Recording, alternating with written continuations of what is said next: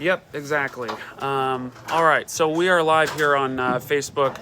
I'm here with Scott Johnson. I'm Joe McLean, and we're coming on Facebook to, I'm sorry, YouTube. This is YouTube. Okay, gotcha. Okay. We decided to go on YouTube instead of Good Facebook. choice. So yeah, we're coming on to provide an update on what we're seeing on Congress. Really a historic and unprecedented thing unfolding in Washington, D.C. The vote for Speaker, which has now surpassed its sixth ballot, which we haven't seen more than one ballot in a House Speaker race since the 1920s. So this is No, I think, yeah, more than one. And then this many, because I think in the 20s it was only one other.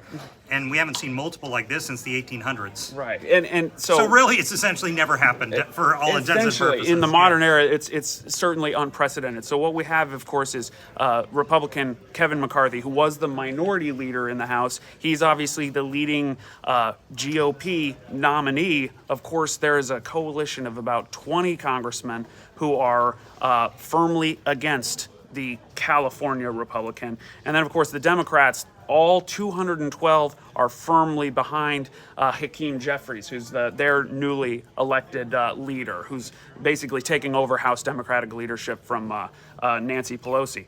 So right now, really two things are mainly contributing to this stalemate. First is really just the political environment. I mean, there's, you might imagine in previous Congresses, someone in McCarthy's position might be able to cross the aisle and maybe siphon off a couple of moderate Democrat votes, but in the political environment today, that comes with a big political price. You have a few things happen. You have on the Democrat side, you have Democrats who would leave their party to vote for Kevin McCarthy, which would be essentially politically untenable to a lot of Democrats. And then on the opposite side, you would have Kevin McCarthy emboldening those 20 people who are opposing him on the conservative side of the Republican side, saying, look, he's siding with the Democrats now. So both, it's like a catch-22. Right. And so the face that has emerged as sort of the alternative to Kevin McCarthy is Tampa area second-term Congressman Byron Donalds. He's come forward and he's said in interviews just this afternoon that he doesn't really have that much of a desire to be Speaker, but nevertheless he did vote for himself. He said, I just thought it might be great to vote, see my name on a ballot and vote for myself. A couple things. I will point out that all our local Northeast Florida and Buddy Carter from Southeast Georgia are supporting McCarthy at this point.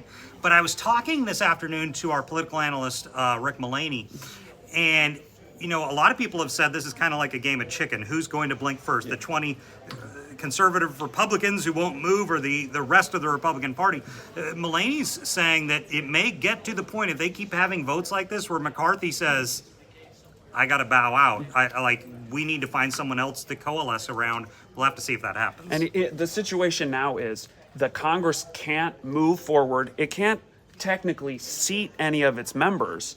It can't form the committees like the Budget Committee, the Intelligence Committee, all of these committees that function in the House. They can't do their job. They can't do any of that. Yeah. So the Congress that we elected can't basically function until this they select a leadership.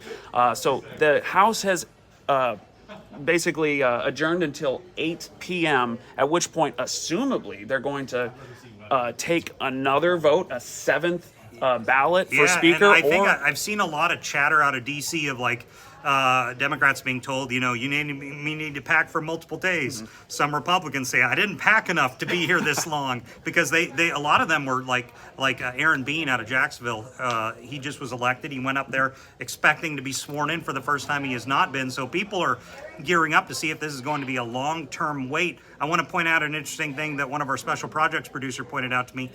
Now, the second in line for the presidency behind Vice President Kamala Harris is Senate Pro Tem Patty Murray out of Washington State. That's because there is no Speaker of the House. Essentially, and the presidential line of succession has to continue. Yes.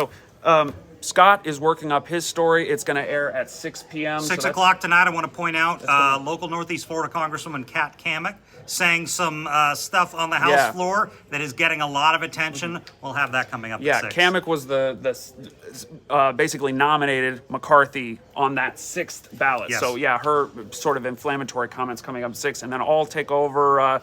We're going to see this the House reconvene at 8 p.m. And you're We'll have an hearing update. from a lot of our others, like Rutherford. And Right. Rutherford released a statement. He said he's sticking behind McCarthy. We're hearing from Aaron Bean's office, Congressman-elect Aaron Bean.